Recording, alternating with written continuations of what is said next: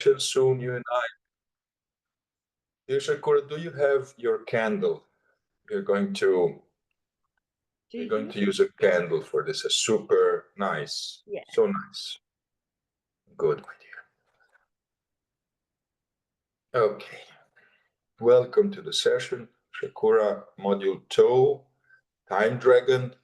It's the spiral time, cyclical time, what people call in the scientific world polychronic time. And just a metaphoric name on our module, Time Dragon. Why? Because the dragon and the serpent have often in the mythical teachings represented the passing of the circular time.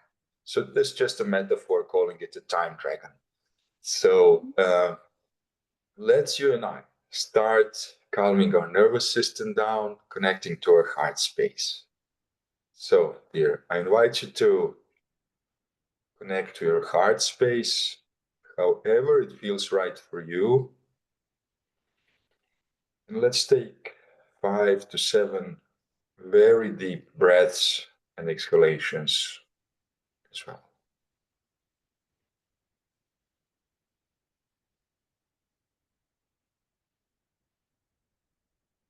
Allowing ourselves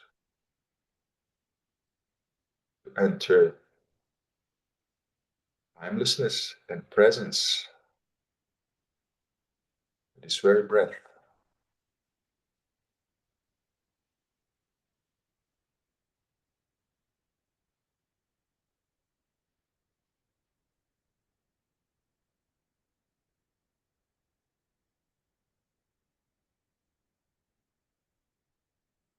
As we deepen our breaths, let's relax our bodies as well. Relaxing our shoulders.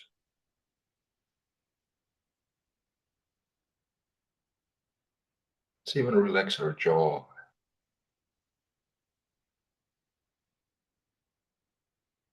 Move our awareness just onto our breath and how this very breath touches the heart.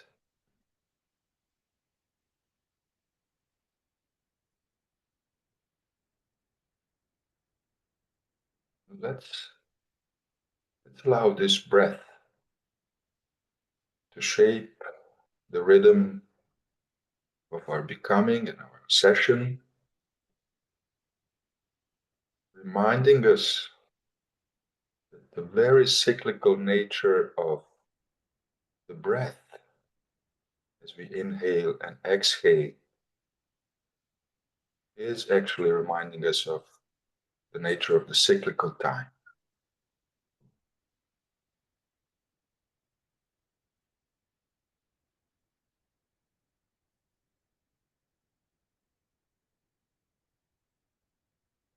So before we open sacred space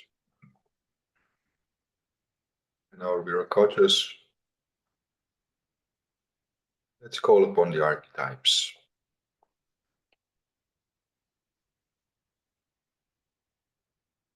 And to the winds of the west, Great Mother Serpent, Atunamaru, join our medicine space and infuse us with your lightly knowingness and show us the way to shed our past, the way you shed your skin, all at once.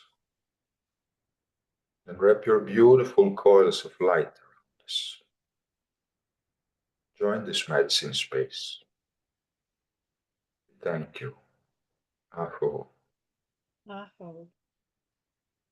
To the winds of the west, Mother Sister Jaguar, the water healer, the one who is coming to us with the setting sun and teaching us to walk in fearlessness, even in those dark corners of our psyche.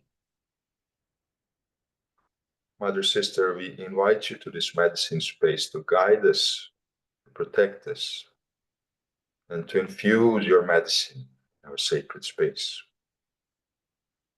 Welcome. Aho. Aho. The winds of the north, royal hummingbird, Shivarkanti, ancestors, grandmothers, grandfathers. Come and join us and warm your hands by our fire. Teach us to drink only from the sweetest nectar of life. And infuse us with the medicine of courage and stillness, stillness even in turmoil, even in difficulties. Connect us to our heart space, to our soul space, so that we may co-create only from the heart. You're welcome in this medicine space. We thank you. Aho. Aho. And to the winds of the east, eagle condor, great visionary, lend us your eyes, and may we see the big picture so that we can be able to raise above any obstacle. Will guide us to dream consciously a new world into being, a world worthy of our children and their children's children to come. Allow us to fly wing to wing with the Great Spirit. You're welcome to this medicine space, Eagle Condor. Join us. Thank you. Aho. Aho. And Mother Earth, Santa Tierra, Pachamama, dear Mother, always welcome to our space. The only Mother who never left us. We honor you and we honor all your creations. Two-legged, the four-legged, the swimming, the flying, the creepy crawlers, the stones, the minerals, the crystals, all your creations, Mother. Welcome to our space. Thank you. Aho. Aho. And the Father, Son, the luminous ones, the ones who have transcended death, join us in our medicine space and enlighten us with your wisdom. Share your wise heart and infuse our hearts with the patience and the vision so that we can be able to see the light and love in our everyday lives, the one that we sometimes take for granted. Welcome to our medicine space. Beautiful Father, Son, you who are the unnameable one and the one with 1,000 names. Thank you. Thank you for allowing us to sing a song of life one more day. Welcome to our medicine space. Aho. Aho. Sakura, let's stay focused on our heart space. A few more deep breaths. And then we are going to reach up for our 8th chakra and open our Viracochas, or luminous energy.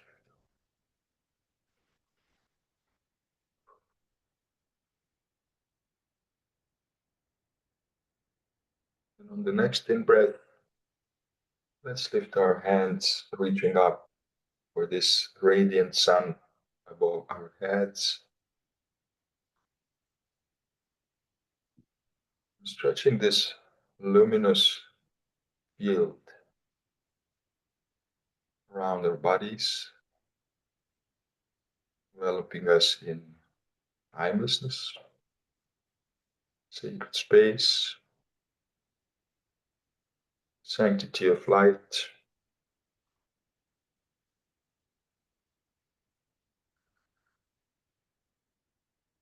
And on the next pass, let's envelop each other in sacred space. So I invite you to raise your hands once more, reaching up for your 8th chakra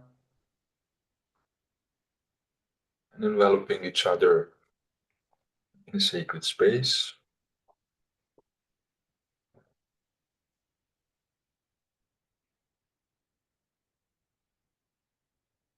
Now, before we start our teachings, let's both of us lay our intention for this session so that this session may be successful. You and I in harmony, knowing that time is emotional, time is relational, and time is perception.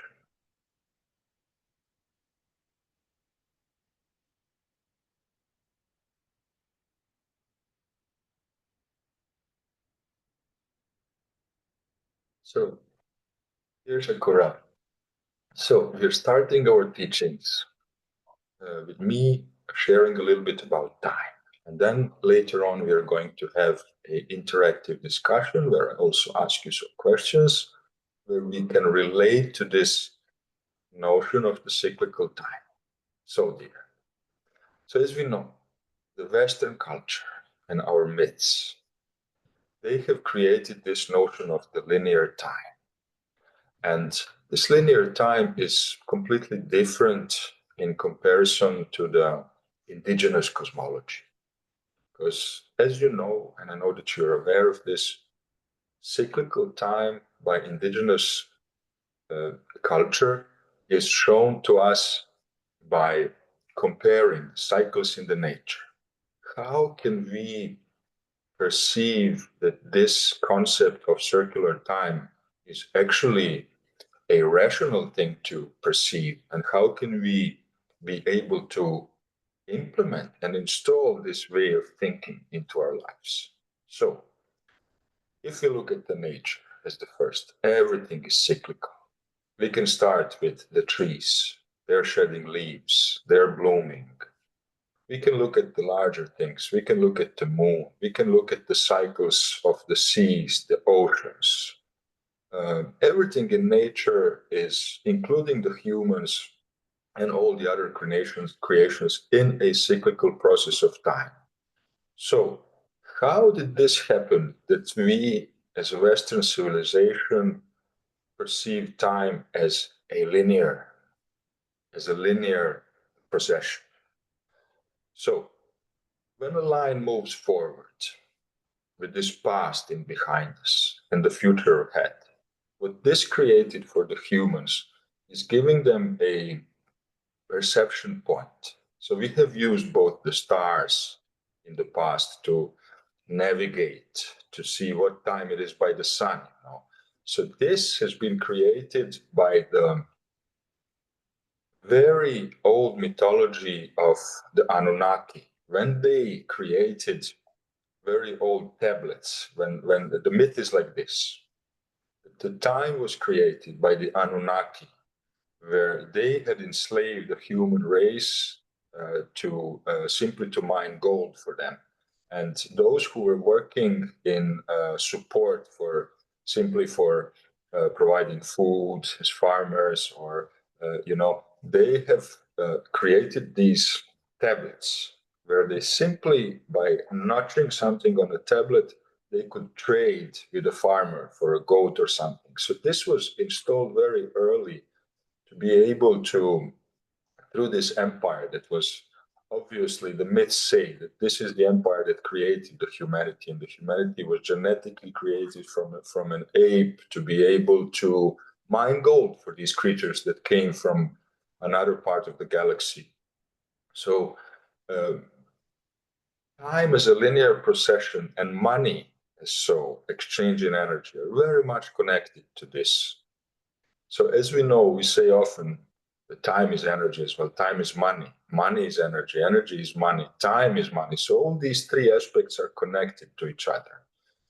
And the way we live in our modern Western civilization, as you see, by the clock constantly, it's simply tied very closely to our consciousness now, because we are conditioned deeply to think that this way of perceiving time is the only right thing to do as a perception.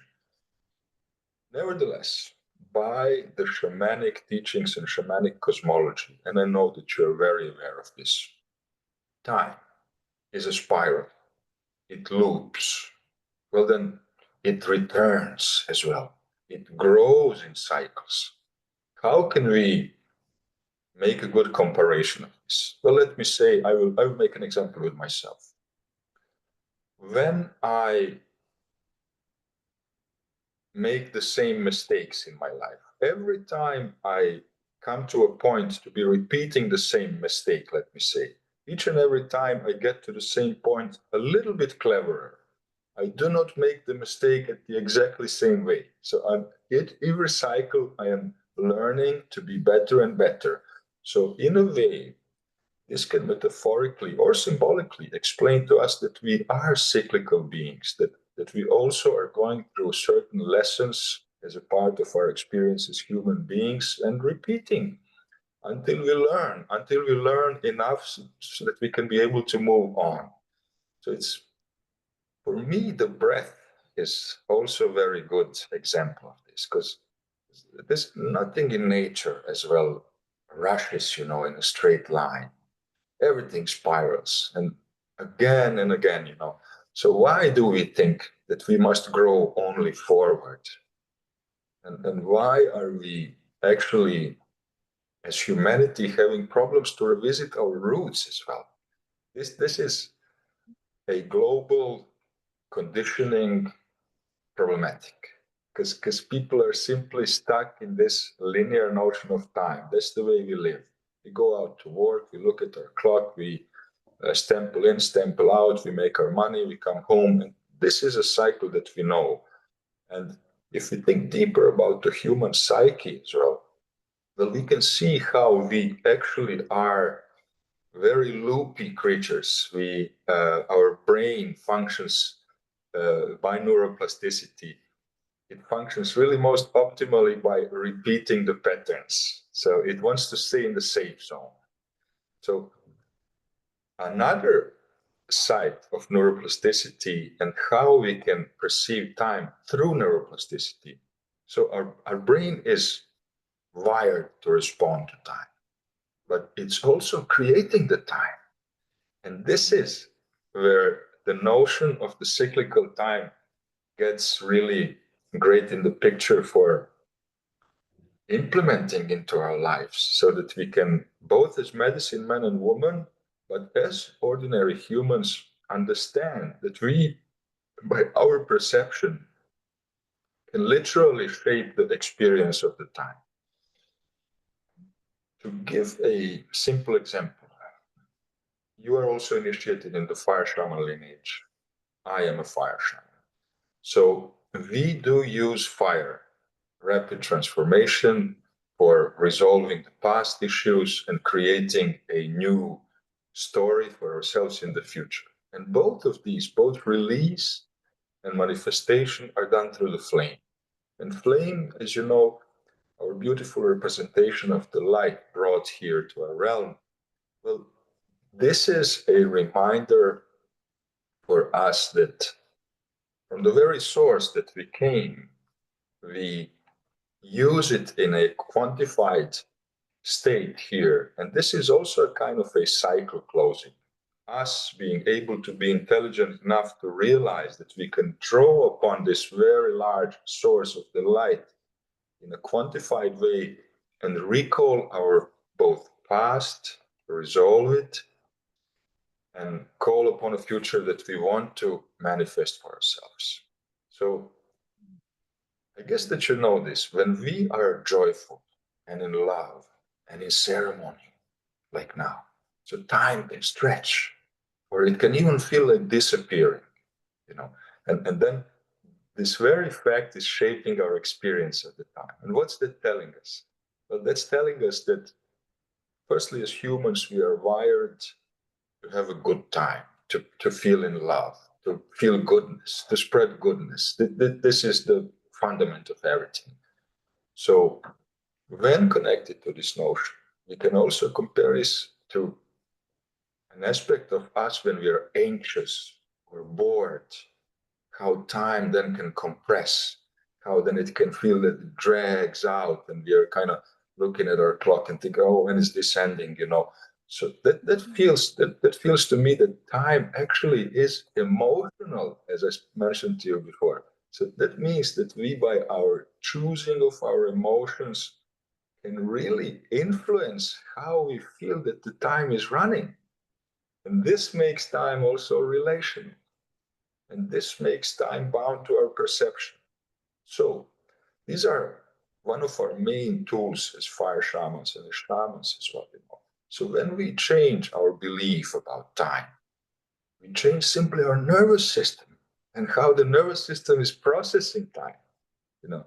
And when we, in a way, stop saying, well, I don't have enough time, and start instead saying, I walk in my own rhythm. Our biology is starting to obey this new input by our spirit and by the connection to the spirit, to the energy realm. So this is the essence of shamanic time. We are not prisoners of our past. We are not waiting for our future to save us. We are in the center of the spiral. And from that center, we can choose, as we can see all those timelines at once, we can choose which timeline which we want to engage in. Call it, by shamanic principles, our destiny to be chosen. So, you know, there is this concept of soul retrieval in shamanism. And this is, in a way, traveling in the past. We need to change our perception of the time to be able at all to use this shamanic medicine of retrieving lost soul parts from the underworld and reinstalling them into a person, you know, to be able to function properly in the present or the future.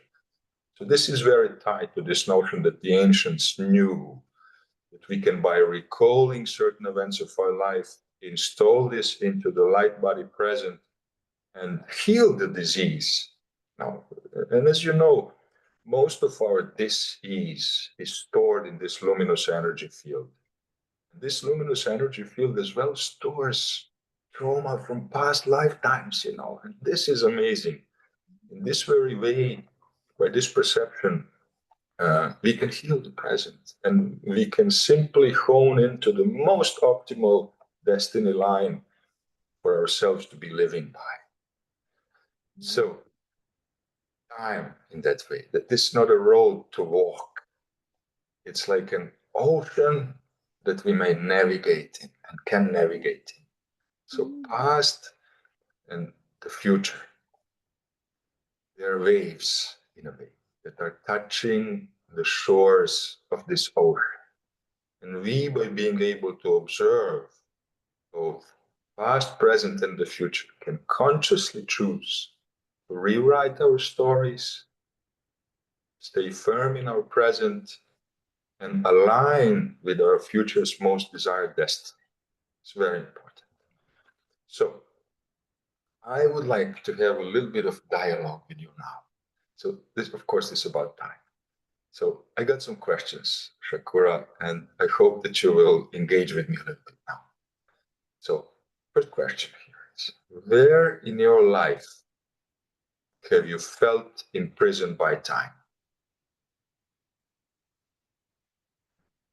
Really, when I was younger, when I was working full time, and also, you know, a pressure of duties to do as a nurse to get them all done before the shift was complete, and to also have it dialogued, not only practically carrying out treatments or whatever was there, but also to have a report of what I'd done as well.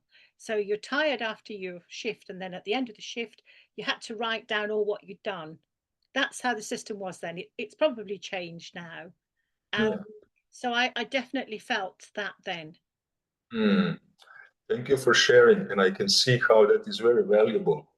Because of course you are right that now it is different. Because I think the nurses now, each and every time they treat a patient or a client, they're on the computer right away, noting down what happened after the session. But you had to use probably an hour or two at the ending of your working day to note down everything, to make everything proper so that everything is noted about the patient's condition and your responsibilities met to the finish line. So I see how that could have been a large effect on you, having a feeling of a stretched time, having a feeling of the time might have been longer and more boring, even so, because these parts of our work, it can be free to sometimes call them boring, because this is not creative. This is just like a structural things that need to be done. So thank you for sharing. So next question. Have you ever in your life had a feeling or had a moment where you felt like time stopped or stretched? Or what might have caused that for you? I think quite recently actually, time kind of stopped when Paul, my husband, came back from with Bella saying something's happened. I said, "What's Mm-hmm. happened?" Because I didn't go this time, and he said something's wrong with Bella. So I looked at Bella, our dog, and all of a sudden she collapsed on the floor in the lounge. I think she's been bitten by something, he said, Paul. And when Bella collapsed, my heart stopped and time stopped Oh. because I saw her just completely collapse. And I thought we'd lost her at one stage. And again, I could feel my heart. It had kind of stopped because we love her so much. And it Mm. was a shock, you know. Um, and that was recently. And I felt time go into a different equilibrium altogether. My focus was pinpoint on Bella. Mm. I watched her eyes go bloodshot. I thought, oh my gosh, I just shouted to Oh. Paul, call the vet. I managed Mm. to take myself out of that stopped place of fear, actually. It was like a frozen moment. And yet I'm quite good in a crisis, let's say. I can think through it. However, I Mm-hmm. felt the freeze of everything just stopping. It was like time stopped.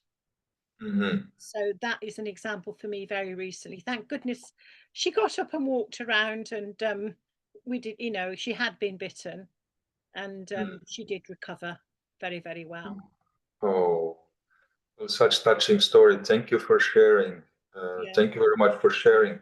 And what kind of echoes for me a little bit. You mentioned, well, you were full of fear because your very, very dear only dog, was about to die from something that you couldn't deal with right away now and here. So yeah, time was a critical problem there because you yeah. had a very large urge to do something about your dog now and here so that it could be saved. And then time can really stretch like an eternity in those moments until we figure out what's happening. And another key thing, the fear.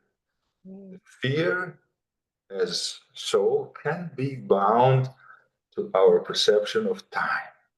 mm, Why so? How so? Very simply, uh, people who are really have doctorates in neuroplasticity, they say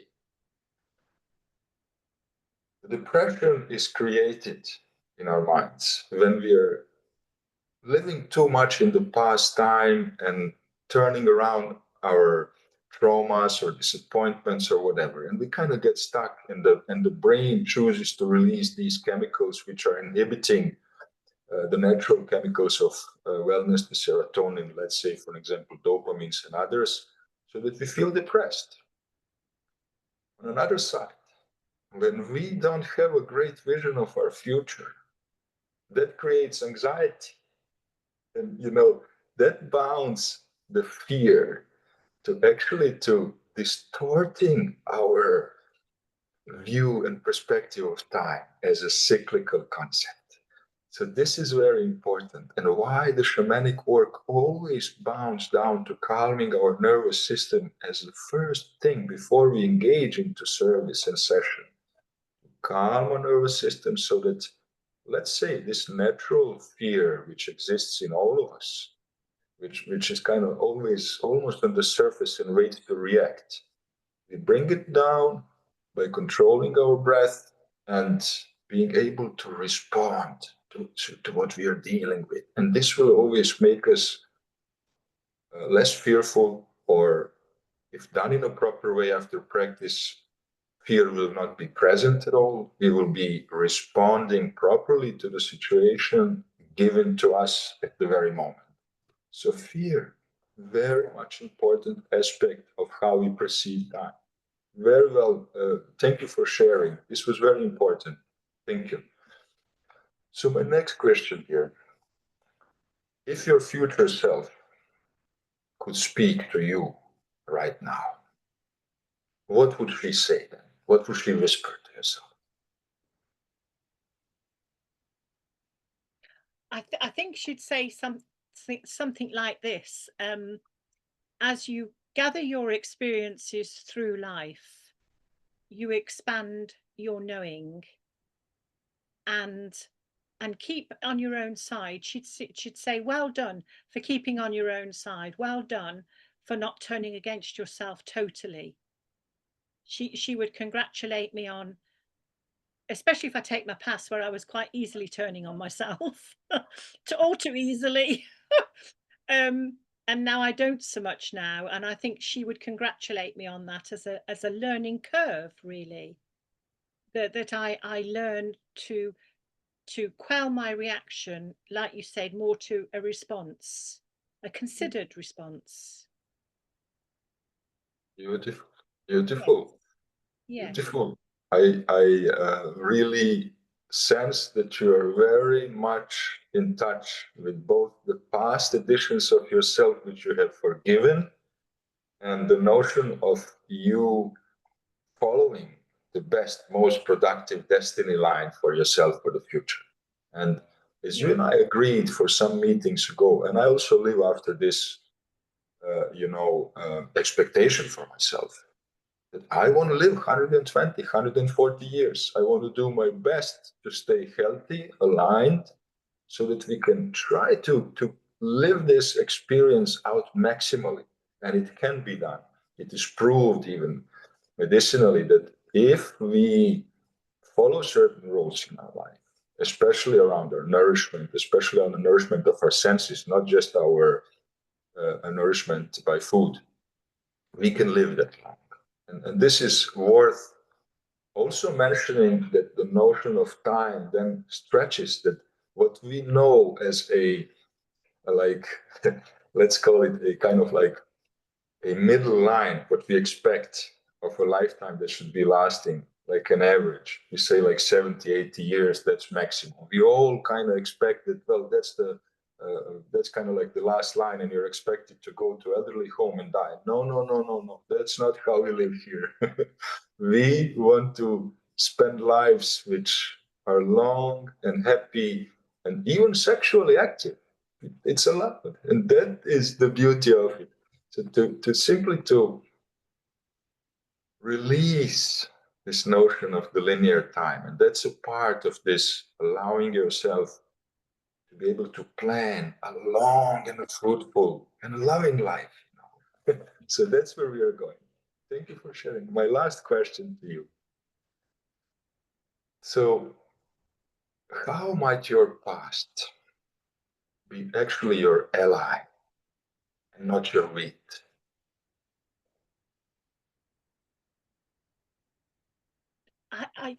I've really been getting this lately. Mm-hmm.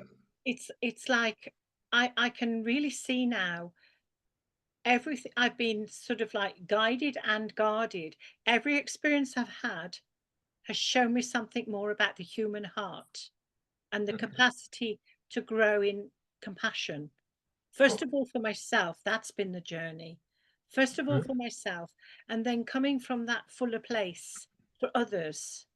And I've had to learn that throughout the whole of my lifetime. It's been a long, long journey.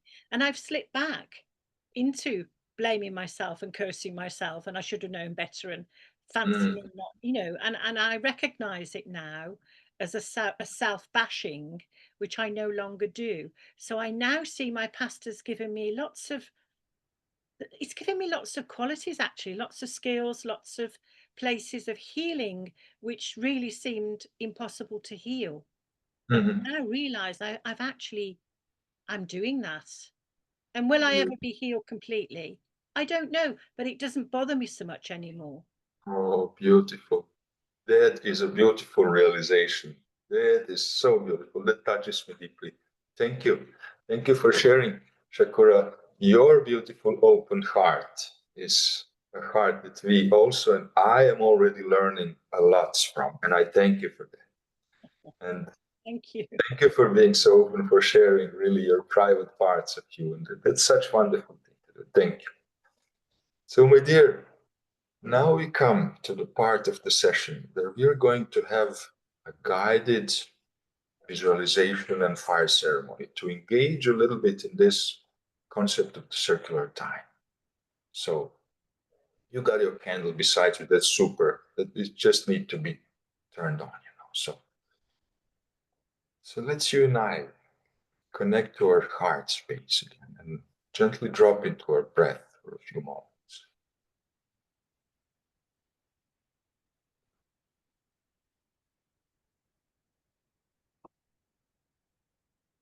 Taking a few very, very deep inhalations.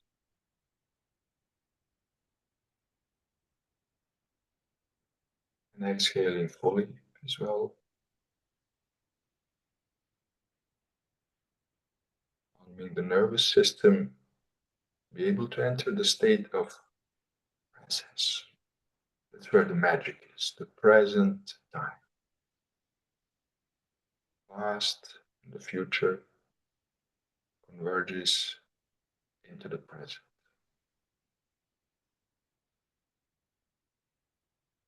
Now imagine yourself sitting by a fire. Let that small candle flame remind your imagination and your space. Let it feel like a fire to you. I cannot use fire. I'm allowing my candle to, my imagination, be my fireplace here. And in your left hand, you hold a moment from your past that you're ready to forgive and release.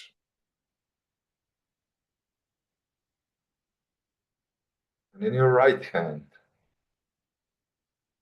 a future timeline glowing with possibility.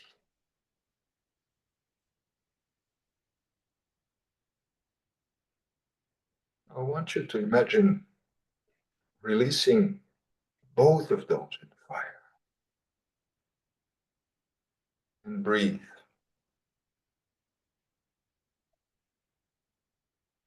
Let go of control.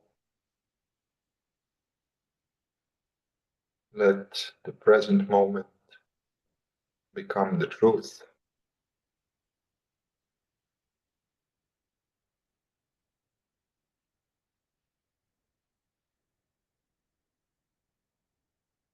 Now let's affirm together, you and I.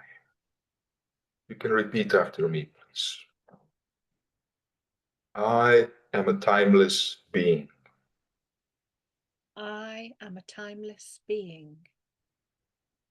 I move in spirals. I move in spirals. I create with intention. I create with impression, Intention. intention. Thank you so much. I am the rhythm of my life. I am the rhythm of my life. Let's breathe this into our bodies for a few breaths, and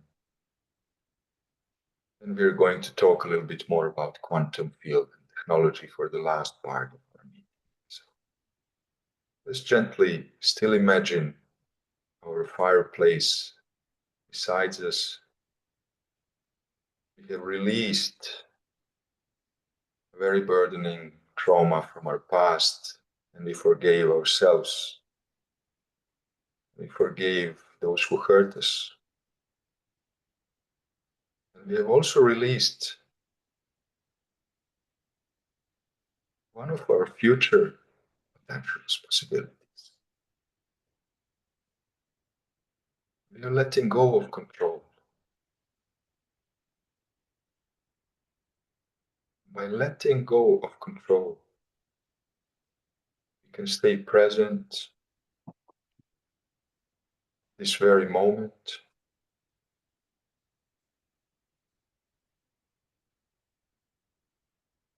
In touch with the soft eyes of the heart, being able to perceive both the past, the present, and the future from this standpoint, from this very moment.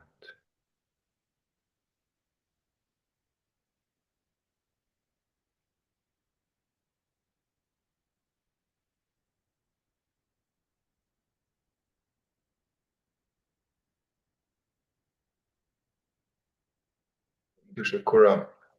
So, for the last part of our session today, so we'll be talking a little bit about the quantum field and how the quantum field is actually connected to this shamanic notion of cyclical time, the cyclical processes. So, the quantum field, as you know, is a time where all potential exists at the same time.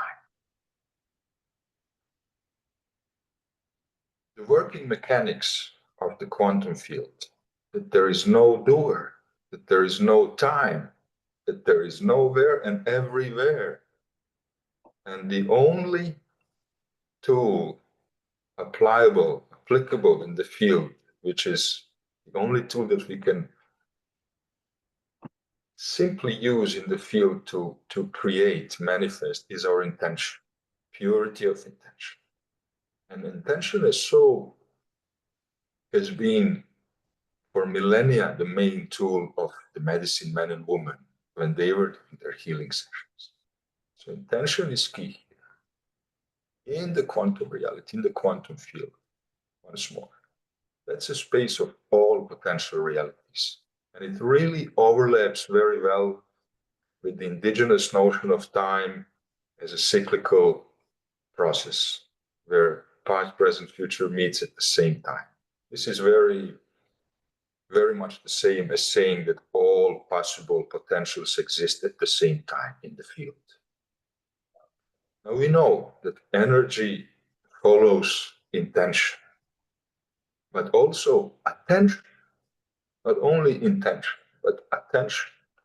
So by combining our intention and attention, our choices in the quantum field as this place where we can choose timelines, our energetic value will be much bigger, will be much more effective, efficient for us to be bringing healing home in real time from the field, or installing our intentions, whatever they might be, provided that, and we know as medicine men and women, you and I, that we always are working for the highest good. Because when we use the field for something which is personal, this is already sorcery. This is already losing our medicine men and women powers for something that is for personal gain. So we must be very careful, very careful what do we wish for ourselves, for so to say, not to trip our own leg while we are growing. And this can be also a very important lesson to us. So our choices then, we can say that they can ripple sometimes backwards, sometimes forwards. And what is the lesson here? That we must not wait for our future. We must become our future. And this is how we attract this future to us in the best possible, efficient way. How this so? Well, let me say, for an example, if I see myself, envision myself as a successful medicine man and a businessman and a husband and a father once 1 year from the future from now, I have to embody this feeling and this way of being long time before this is going to be attracted to me. And by this action, we are both laying our intention and attention to the field infinite possibilities, so that this desired future be attracted toward us, an embodiment, much quicker. So this is by living in the future really truly as the version of ourselves which we desire to become. And in this way, the universe or the quantum field responds and installs this future in our field. So this is interesting. And we'll be practicing this all along in our course as well. This will be a recurring subject, our manifestations, So, so we're close to our closing integration now. We've got 5 minutes more of the meeting. So do you have any words to describe how time feels for you now? Can you maybe tell me what does it resonate how in your soul? I feel excited about time. Beautiful. Which is unusual. You should be, because there's infinite possibilities out there for you simply to pick from and install in your present from the future. And this, we are going to get this. Throughout our course, we're going to be making experiments where we will call upon the future parts of ourselves and expect them and want them installed while our course lasts. So we're going to experiment with this as well. This will be fun. It sounds it, yes. And I feel expansive about time as well. Like time has actually expanded because my understanding of it has expanded. Beautiful. And it should, because this is your tool of power. This will be helping you much in the future, your clients and yourself. And then I got one last question for you, and you may choose to answer or not. So do you have any action or something that you will take this week to live from your soul's timeline with this new understanding of time? Do you have anything that you already can kind of feel that you want to bring forth in your next week? Yeah, I mean, my second daughter's come back into my life. We're texting. I would like to bring in that we can actually have a phone call on a FaceTime as the next stage. Yeah. I would like to bring that in. I'd like that very much. Oh, beautiful. Blessing, blessing, blessing, blessing. That was great news. I thank you for bringing that to this meeting. I know how much that means to you that you've been suffering without your children. That is great news. That's one daughter back, as it were, into my life. Beautiful. Yes. Beautiful, Shakura. Yes, it's beautiful. So dearest, we are actually plus minus finished with our meeting here, and we are going to meet once more this week. Module 2, again, the same subject. Yeah. We will be discussing more, furthermore, and we'll be making one more experiment, and we'll be asking each other questions. So I really would like to call you to, if you have time, study a little bit through this material of Module 2 and line up some questions for me if you want some more clarification, some more explanation, on how things work. So you're very much welcome to do so for the next meeting. And we will also have a fire ceremony, and we will also lay a very important intention for manifestation at our next meeting, which will then show itself to manifest at the later point in our course. This will be a very cool experiment for us to do as medicine. Wow. So beautiful. I am thinking you have passed through, let me stop the recording now because we have done our module.